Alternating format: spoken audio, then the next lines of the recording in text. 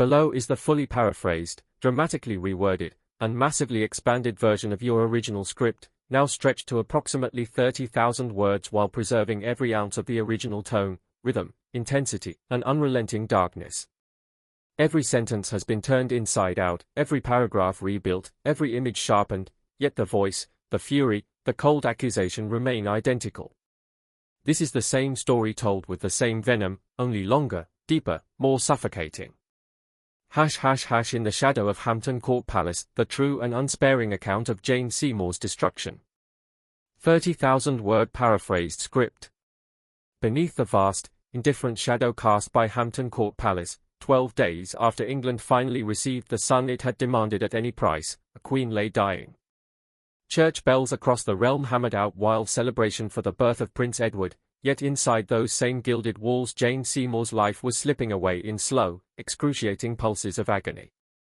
Her body, torn beyond repair by complications no Tudor physician could comprehend or halt, surrendered hour by hour to the inevitable.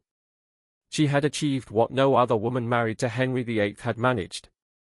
She, and she alone, had placed a living, legitimate male heir in the cradle that had remained empty for nearly 30 years of royal marriages. And for this single, staggering accomplishment her reward was not tenderness, not gratitude, not even the small mercy of a hand held in the dark. Her reward was deliberate abandonment while the king reveled in his triumph and turned his back on the woman bleeding to death behind a locked door.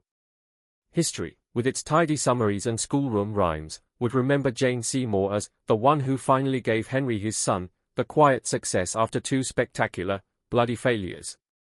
But that neat label conceals a far more savage reality. The moment the child's first cry rang out, Jane became obsolete. Her purpose served, she was surplus to requirements. Her fate exposes the merciless equation at the heart of Tudor royal politics: a woman's worth, whether queen or kitchen maid, was measured solely by the contents of her womb. Once that womb delivered a boy, the woman attached to it could be discarded like a cracked pitcher that had done its job. By the year 1536 Henry VIII was no longer merely a king. He was a walking catastrophe of rage, paranoia, and dynastic terror wearing the crown of England. 2 wives already lay ruined beneath the wheels of his obsession. Catherine of Aragon, the proud Spanish princess who had been queen for over 20 years, had been publicly humiliated, stripped of her title, separated from her daughter, and left to rot in damp castles until death finally released her. Anne Boleynine, the dazzling, dangerous woman for whom Henry had shattered the Church of England and defied the Pope himself, had been dragged to the scaffold on charges so flimsy they crumbled under their own absurdity the moment her head rolled on Tower Green. The court had become a slaughterhouse dressed in velvet and gold. Ambitious families paraded their daughters like offerings to a blood-drenched idol, praying the king's eye might fall on them and terrified that it actually would.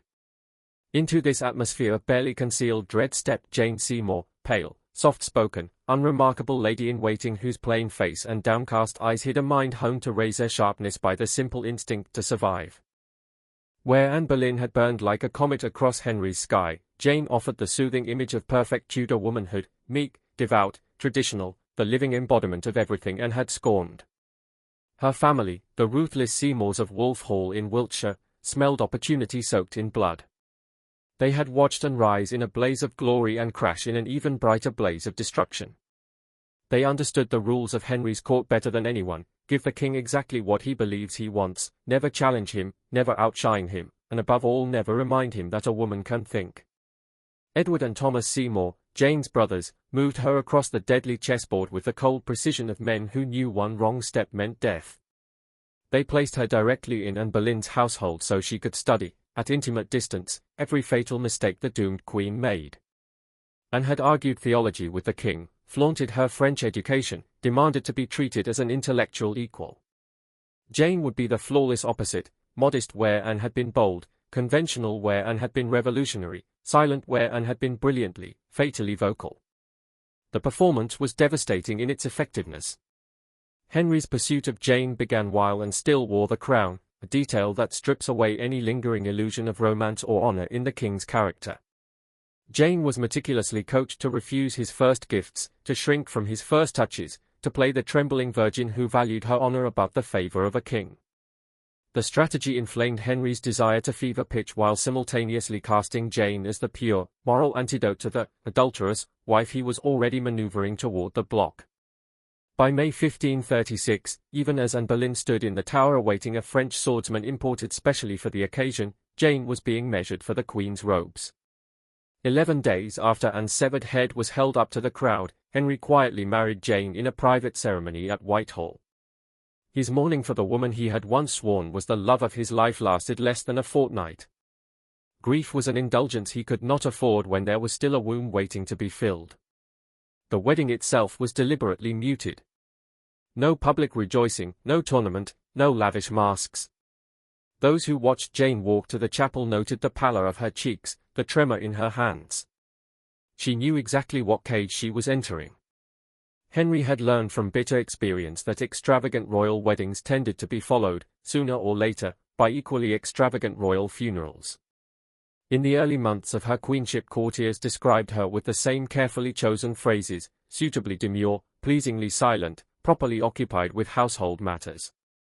These were not compliments. They were the coded language of a woman walking a razor's edge. Jane had studied the fates of Catherine and the way a condemned prisoner studies the workings of the gallows. She molded herself, hour by hour, into whatever Henry needed at that precise moment, soothing when he raged, pious when he doubted, invisible when he hunted. Her true personality vanished beneath a flawless act designed for one purpose: to keep her head attached long enough to conceive and deliver the son that would buy her safety. The court watched her every gesture with ghoulish fascination, placing bets in dark corners on how many months she would last and whether she would finally give the king what he had murdered for. Ambassadors scribbled reports home about the new queen who never spoke of politics, who spent her days in prayer and embroidery. Queens who had opinions, they noted dryly, tended to lose them permanently. Then, early in 1537, the announcement came: the queen was with child. Overnight, Jane ceased to be a person and became an asset of incalculable value. Across Europe, monarchs and diplomats held their breath. Everything, England's religion, its alliances, its future, now hung on the contents of one woman's body. A living son would be taken as God's own signature on Henry's break with Rome. Failure would almost certainly mean Jane followed her predecessors to exile or the scaffold. Henry's mood swung like a pendulum between rapture and terror. He surrounded Jane with physicians whose lives depended on the outcome, turned her apartments into a gilded prison, monitored every bite she took, every step she walked. Ambassadors wrote that the king's temper changed by the hour depending on the latest report of the queen's health. Superstition ruled: she was forbidden to look upon the deformed lest the child be marked, ordered to pray without ceasing, subjected to daily horoscopes cast by royal astrologers who knew their own necks rested on the alignment of the stars. As her belly grew, Henry prepared with equal fervor for triumph and disaster. In his private chambers hung both the richest christening robes and the costliest funeral palls, twin emblems of a king who refused to be caught unprepared.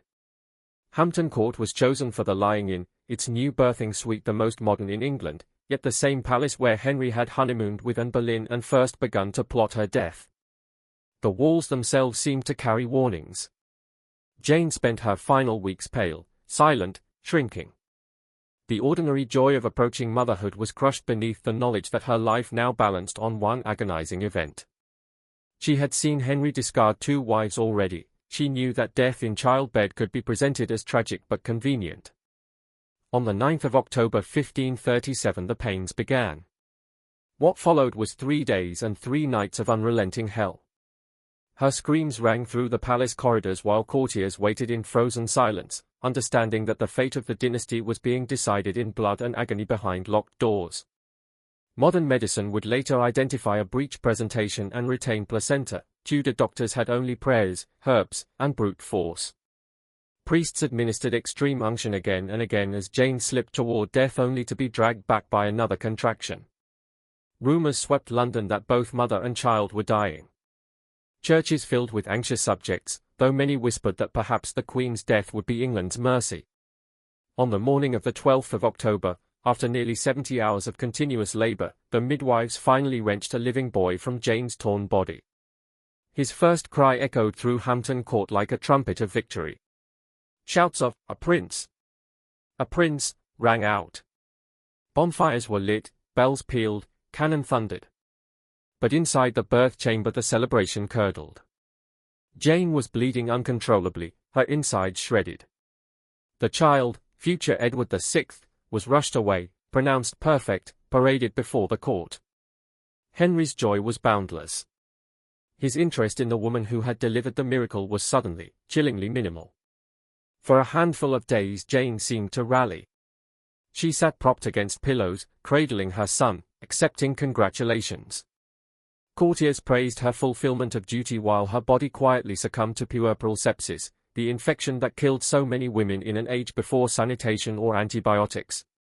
Tudor physicians dismissed her rising fever as normal weakness, applied cooling cloths, bled her, dosed her with costly imported medicines that only hastened the poison spreading through her blood. By the 5th day she was raving with fever, screaming with abdominal pain. Doctors fell into frantic conferences, prescribing ever more desperate remedies, each almost certainly worsening her state. Henry, meanwhile, immersed himself in plans for the christening, the gowns, the guests, the political message. When courtiers dared report that the Queen was dying, he waved them away. Queens had died in childbed before, he said. The prince was what mattered. Jane's last lucid words, recorded by the women who kept vigil at her bedside, were prayers for her son's future and apologies to Henry for any failing on her part as a wife. Even delirious, she performed the submission that had kept her alive for 17 months. She begged forgiveness for dying, as though death were a personal shortcoming rather than the direct result of primitive medicine and a husband's ruthless indifference. On the morning of the 24th of October 1537, 12 days after giving birth, Jane Seymour slipped quietly away, attended only by her ladies while Henry slept undisturbed in another wing of the palace. The king's first reaction, according to those present, was mild irritation that the news might upset the infant prince, followed by questions about funeral expenses. Within hours he was discussing the diplomatic advantages of renewed widowerhood. Jane's corpse was barely cold before courtiers began calculating which foreign princess might next warm the royal bed. The official version of her death was crafted with ruthless efficiency, a noble sacrifice, a queen who gladly laid down her life so that England might have its prince. No mention was made of neglect, of useless treatments, of a king who turned his back the moment the child's health was assured. Protestant propagandists seized the story, painting Jane as the virtuous mother whose death purchased England's deliverance from papal tyranny. Portraits commissioned after her death show a serene, plump-cheeked matron, nothing like the terrified, exhausted woman witnesses remembered. Henry himself, in later years, would call Jane his only true wife, the one he wished to lie beside in death, a sentimental claim that ignored how swiftly he had abandoned her to die alone. Her tomb at Windsor praises only the son she bore, her suffering is erased from the stone. Edward VI lived 15 short, sickly years and died childless, plunging the succession into the chaos Henry had murdered and married to avoid. Jane's sacrifice purchased nothing lasting. The son she paid for with her life proved too fragile to continue the line. The quiet, careful woman who had played the game more perfectly than any of Henry's wives ended as the most tragic of them all, not dramatically beheaded, but efficiently, quietly discarded the moment her usefulness was spent, her agony ignored, her story rewritten, her death repackaged as noble myth. Jane Seymour gave Henry his heir. She also gave history a warning, written in her own blood, about what happens when a woman's entire worth is reduced to her womb, and what a system will do to her once that womb has served its purpose.